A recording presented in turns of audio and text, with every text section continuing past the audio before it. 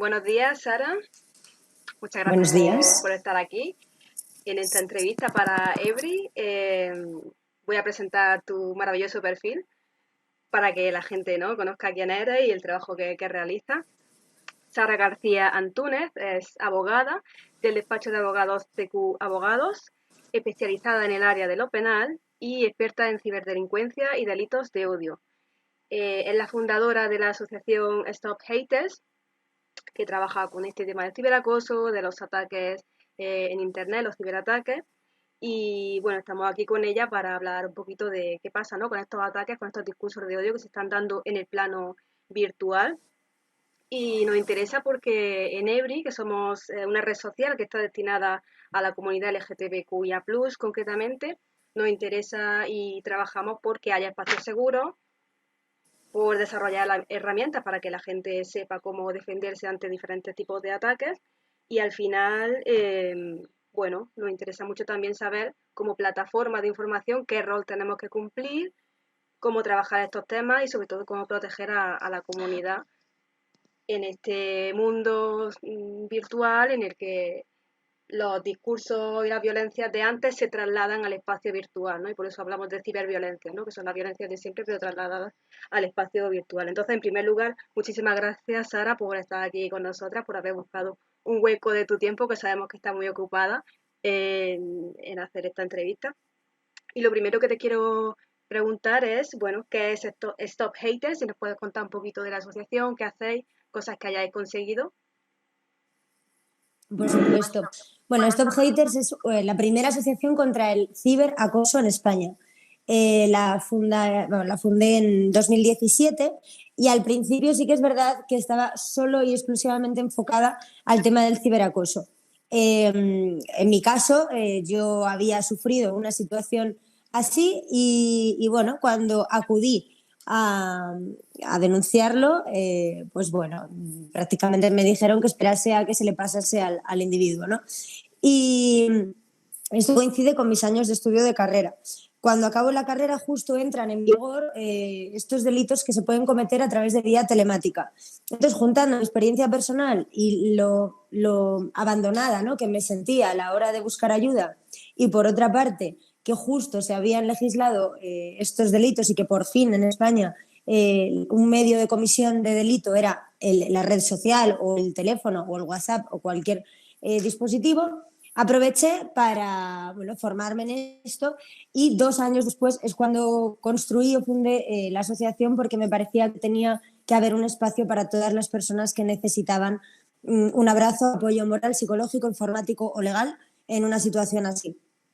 Al principio, como te digo, fue solo en ciberacoso. ¿Qué ocurre? Que claro, con los años nos hemos dado cuenta de que no hay una cosa sin la otra. Al final, el ciberacoso sí que es cierto que es un delito que ocurre en redes sociales, pero normalmente va ligado a otros. Me da igual que sean delitos de odio, que grooming, que es el delito de los mayores de edad contra los menores, que bueno, la difusión de imágenes, las extorsiones y al final pues hemos acabado siendo una asociación para todo lo que pasa en la red en general, ¿no? Sigue llamándose Stop Haters porque me parece que el concepto sí que lo aborda muy bien, pero ahora sí que es verdad que en vez de asociación contra el ciberacoso yo lo llamaría asociación contra el odio en Internet. Genial, qué bien, pues, qué bien que existas, de verdad. Vale, pues la primera pregunta que te voy a hacer para entrar en materia sería si crees que en el contexto político actual, ¿no?, que vivimos en España, ha hecho que haya personas que hayan visto legitimado su discurso de odio y se hayan visto con, sí, con la legitimidad de lanzar mensajes de odio más que antes, ¿no? Bueno, es que yo creo que en España hay un problemón y es que si nos damos cuenta, cuando me da igual, ¿no? Cuando hay un discurso de odio en redes, cuando hay un insulto claro en Twitter, por ejemplo, ¿no? O unas lesiones a una persona de un colectivo susceptible, lo vemos como una noticia aislada, como un hecho aislado. Ostras, ¿no? Lo que ha pasado con este chico o con esta chica o con esta persona en un momento dado. Y no, porque eso pasa a diario. Los hay más graves, los hay menos graves, evidentemente, pero es un problema del día a día y de todos los ciudadanos, y de todas las edades. Entonces, por una parte, creo que estamos, o el gobierno, el Estado, la prensa, ¿no? No sé a quién señalar, pero estamos incurriendo ¿cómo decirte?, la problemática de aislar las cosas que nos pasan a todos. Por otro lado, me da la sensación de que cuando le pasa a un personaje público tiene más valor que cuando le pasa a una persona anónima y se le da mucho bombo en ese momento, pero luego ya se acaba. Yo lo veo en mi propio trabajo, cuando a un político, cuando atentan contra un político, por ejemplo, a mí me llaman de varias cadenas. Cuando la noticia es de un anónimo, normalmente pasa sin pena ni gloria. Esto me da una tristeza enorme. Por otro lado, somos conscientes de que esto ocurre, pero no hay ninguna subvención para este tipo o sea, no os digo solo para mi asociación, sino para cualquier activismo o plataforma que luche contra esto. Hay muchas más subvenciones para otras miles de cosas que quizá no son tan importantes o son igual de importantes. Y después, ya, y lo último, ¿no?, para no alargarme, yo lo que siento es que los gobiernos deberían hacerle saber a la población qué diferencia hay entre dañar a una persona y la libertad de expresión. Porque evidentemente el límite es el daño. Por supuesto, puedes expresar tu opinión, porque libertad de expresión es opinar, es opinar. Pues tú puedes expresar tu opinión. Oye, yo estoy en contra de la tauromaquia o yo estoy en contra de los veganos, me da igual. Pero no puedes insultar a los veganos por estar en contra. Y esto no se habla porque parece que si hablas de agotar la libertad de expresión estamos siendo un sistema, ¿no?, garantista y que coacciona y que corta derechos de las personas, pero sí estamos dejando que pase que haya gente que incluso, roza no, llega a quitarse la vida porque no soporta una situación. Entonces, desde mi punto de vista, creo que esta es la problemática, el aislar las noticias, el no darle el valor que tiene realmente el problema y, en tercer lugar, el no hacer una diferenciación clara de la libertad de expresión y el odio. Totalmente. De hecho, esa era una de las preguntas, ¿no? ¿Dónde está el límite entre la libertad de expresión y la censura? Y si, bueno, coarta, ¿no?, porque el derecho de las personas a expresarse, yo creo que lo ha explicado perfectamente. Y en ese caso, claro, ¿cómo se podría regular de alguna manera los delitos de odio, ¿no? En ese sentido. Porque. Y bueno, también si quieres conecto con la siguiente pregunta, ya que he dicho lo de regular delitos de odio, que, bueno, si las denuncias, ¿no?, ante este tipo, sobre todo en comentarios, ¿no?, cuestiones que te dicen en redes sociales, sobre todo de manera repetitiva y agresiva, si son efectivas las denuncias, si son útiles, si crees que pueden llegar a cambiar la sociedad o si tienen realmente una repercusión real o se queda en le doy a denunciar y no me pasa nada. Bueno, yo creo que es complicada esta pregunta porque creo que por una parte denunciar y que tenga consecuencias siempre es beneficioso, ¿no? Porque al final, por una parte, disuades a los agresores y por otra parte le das unas garantías a las víctimas. ¿Cuál es el problema? Que el sistema judicial español está desbordado, que estos delitos son muy novedosos y que la mayoría de, vamos a decir, jueces, fiscales, ¿no?, tienen edades avanzadas y a veces cuesta demasiado que entiendan qué es lo que está ocurriendo o qué significan tweets o Twitter o bueno, las palabras, ¿no?, que se utilizan en este mundo. Por otro lado, las personas que reciben este tipo de ataques en general tampoco saben cómo tienen que guardar las pruebas para que esto luego se pueda demostrar en sede judicial si es que llegan a poner la denuncia. Una simple captura de pantalla no vale, como es lógico, porque eso puede ser modificado. O la impresión de las capturas de pantalla. Todos sabemos es que incluso con Paint, ¿no?, podríamos hacer un buen apaño. Entonces sí que es verdad que es importante explicarle a la sociedad que hay que certificar la prueba. Certificar la prueba no es más que poner en Google certificación de prueba digital. Salen dos aplicaciones, SafeStamper y eGarante, y en ambas accedemos a través de la aplicación a nuestro teléfono a lo que queramos, pues Instagram, Facebook, como si fuera una búsqueda de Google normal, y es ahí donde sí capturamos las pantallas. Y con eso ya tenemos la veracidad y la ciencia de que no ha sido nada modificado. Esto, por ejemplo, es una cosa que debe de saberse, ¿no?, cuando recibimos ataques y que nunca está de más, aunque solo sea uno, guardarlo. Porque si luego hay más, pues ya tenemos el primero, ¿no? Entonces yo creo que esto es una cosa que ahí vamos con la educación. Debe educarse la sociedad a hacer este tipo de cosas porque la sociedad ha cambiado. Antes nos decían no subáis al coche con un desconocido, no cojáis un caramelo, Bueno, pues ahora nos tienen que decir no aceptéis solicitudes de extraños y certificar los insultos. Y esto es así, ¿no? La sociedad evoluciona. Mm. Entonces, en mi opinión, denunciar es factible, pero creo que debería haber otras herramientas que son más simples y más fáciles. Por ejemplo, la Comunidad de Madrid es la única comunidad autónoma a día de hoy en España que tiene un sistema de sanción administrativa para los delitos de odio. Es decir, si a mí, por ejemplo, una persona, disculpadme por el término, pero me llama maricón por la calle y lo escucha un policía o un agente de movilidad o cualquier autoridad, automáticamente le recae una sanción económica. O sea, es como en tráfico. O sea, esto es una barbaridad que tenga que pasar para que la gente no insulte, ¿no?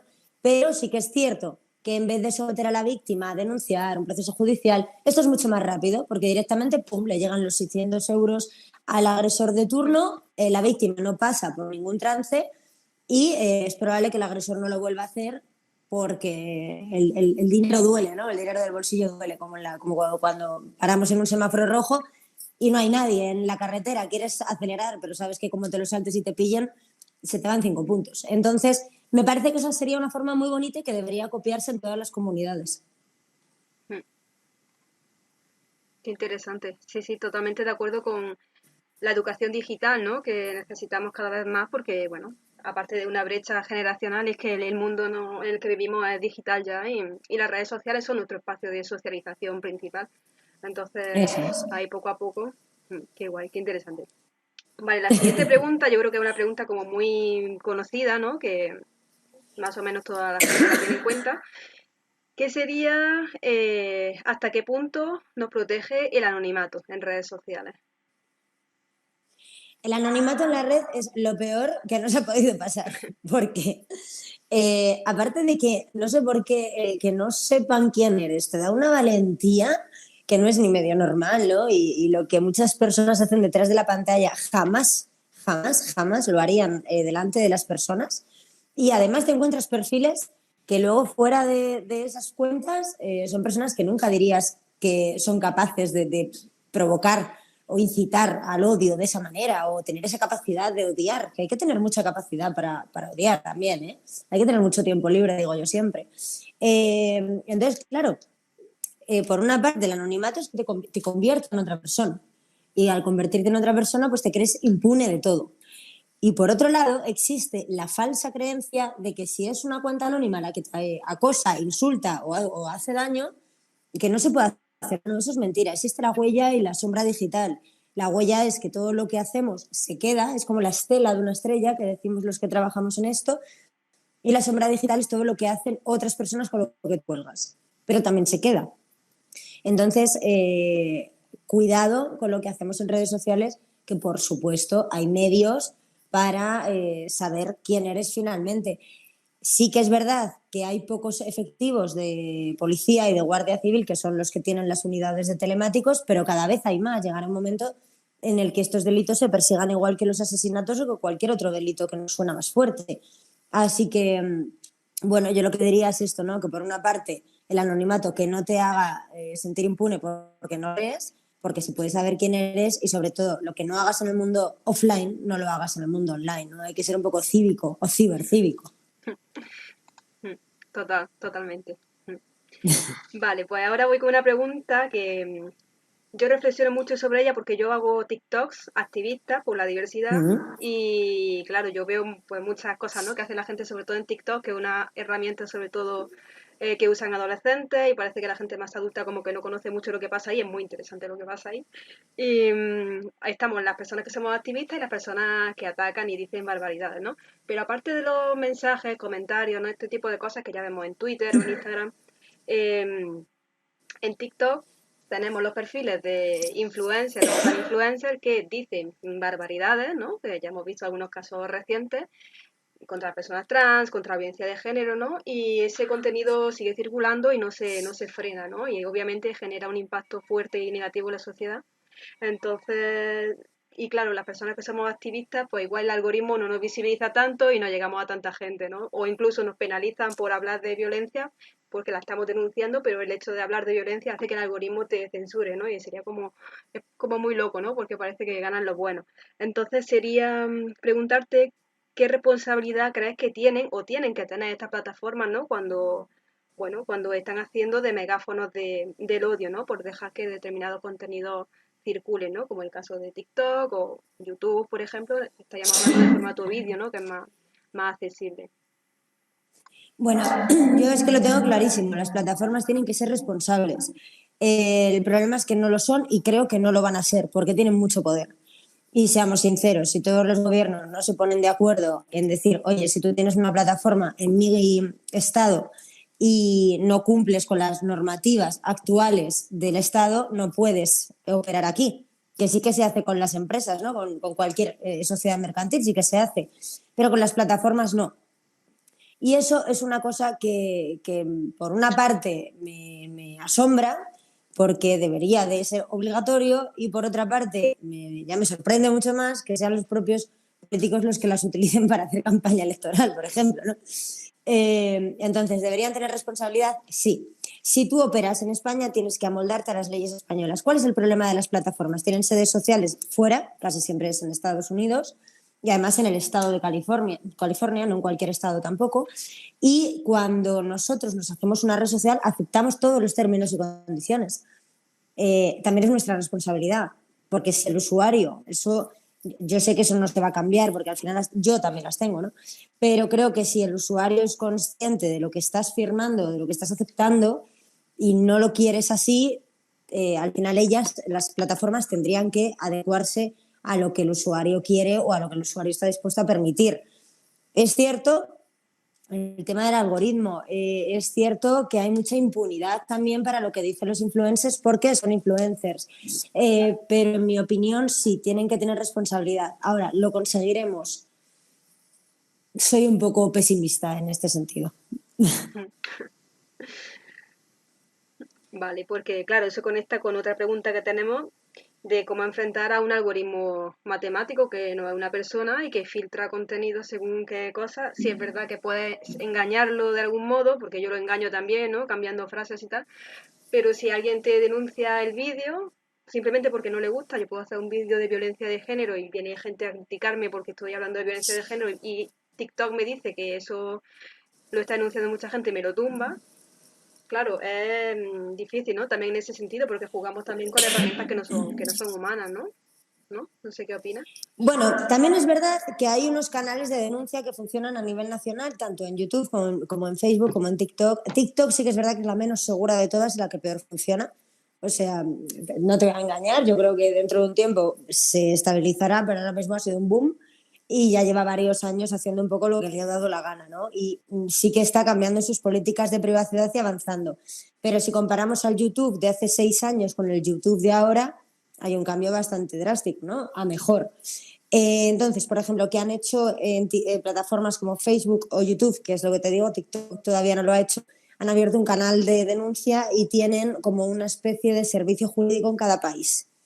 Entonces, si hay algo que realmente te haya parecido, vamos a decir, eso, injusto, te hayan borrado un contenido cuando tu contenido realmente era un contenido apropiado y educativo, tú puedes enviar ese contenido, puedes explicar el por qué lo has subido, que se lo ven y si efectivamente es un buen contenido, no te lo bloquean. O sea, sí tenemos esa forma también de hacerlo. Y en el caso de denuncias, también hay un canal para, incluso si tienes una denuncia en el mundo online, o sea, perdona, offline, imaginemos un caso de violencia de género, que la mujer tiene una incomunicación con el hombre, puede subir esa denuncia a Facebook o la sentencia directamente y Facebook también utiliza ese algoritmo para que esta persona pues se sepa lo mínimo posible o lo mínimo indispensable de ti, ¿no?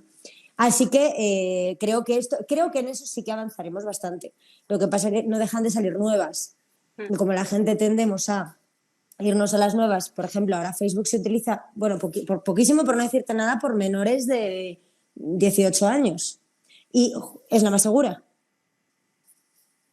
Claro. Van a TikTok, que es la más insegura. Pues claro, es que eso ya es muy complicado. Pero, pero creo otra vez que es a nivel estatal este tipo de de filtro debería de hacerse a nivel estatal. ¿Qué ocurre? Que nuestros políticos tienen una media de 50, 60 años. Es que también es que en ese sentido sí que lo veo yo muy complicado, ¿no? Creo que las generaciones venideras, que ya estamos más formados en redes sociales y somos más conscientes, cambiaremos todo esto, pero va a ser un trabajo largo y arduo. Mm, total. Qué interesante. Sí, es que tal cual. Pues ya la última pregunta que tengo, que creo que hemos abordado todo, luego te doy pie a que cuentes y digas, ¿no? lo que necesites. La última Vale. sería, bueno, que en esta, ¿no? En materia de legalidad, ¿no? Y de ciberviolencias y de protección, ¿no? De las personas usuarias, ¿qué podríamos aprender de otros países, ¿no? Que a lo mejor van más avanzados, ¿no? Ese tipo de legislación, ¿no? Bueno, que siempre digo, ¿no? Que los ejemplos están ahí de diferentes cosas, la historia existe para aprender de ella y yo creo que quizás tengamos ejemplos cercanos que nos puedan servir, ¿no? De referencia para aprender y mejorar también en nuestro país.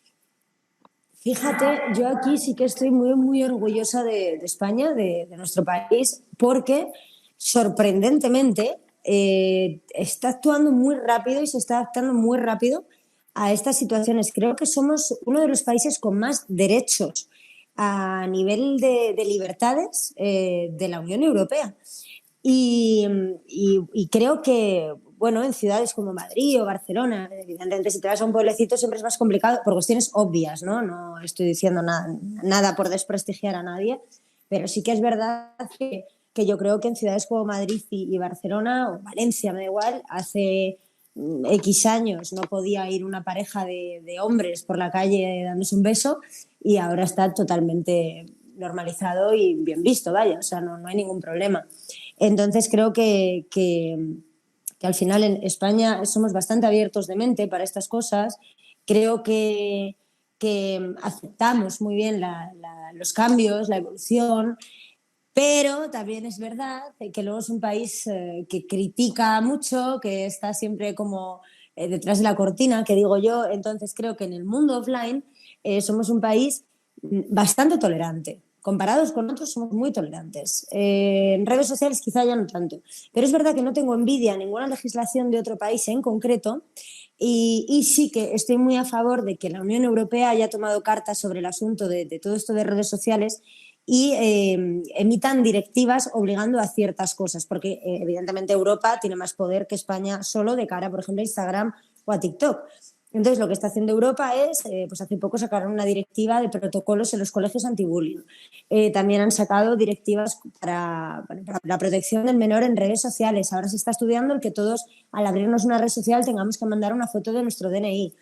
Entonces, esas directivas son de obligatorio cumplimiento en todos los estados de la Unión Europea. Me parece muy interesante y yo creo que Europa está yendo por el buen camino a la hora de otorgar derechos y libertades a las personas, así como al cumplimiento de las obligaciones. Y en comparativa con países de Latinoamérica, de propio Estados Unidos o de Asia, creo que somos los mejores con diferencia. Qué bien, está bien. En ese sentido, genial. Mm. Sí, Y sí. bueno, te doy carta blanca para que digas lo que quieras. Esta es una red social que al final va a ver muchísima gente y este tema está encima de la mesa todo el tiempo. Así que lo que quieras decir. Vale. Bueno, para acabar, yo lo que diría es que cuando recibamos un comportamiento o una serie de actitudes o agresiones a través de redes sociales, utilicemos el sentido común. Es decir, si vemos que esos comportamientos están afectando a nuestra vida cotidiana, nos están haciendo sentir mal, están afectando a nuestras rutinas o a nuestro uso de las redes sociales, y por supuesto ya no hablar de efectos psicológicos que podamos tener, ¿no? Que nos provoquen ansiedad, que no queramos abrirlas, que tengamos problemas de sueño incluso, solo porque una persona o un grupo de personas nos están haciendo mal a través de una plataforma, ¿no? Online. Bueno, pues ahí es donde tenemos que utilizar el sentido común. Ante cualquier señal de alerta, vamos a recopilar pruebas, vamos a certificarlas y vamos a guardarlas.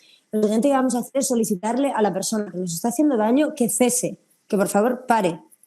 No pasa nada porque nos diga si sí o si no, o si nos pida perdón o no, da igual. Automáticamente yo la recomendación que hago siempre es que se bloquee. Y por supuesto, si esa persona persiste, vuelve a abrirse otras redes, sigue molestándonos, tenemos que denunciarlo. Siempre. También es importante en este tipo de temas ponerse en contacto con personas que te vayan a entender.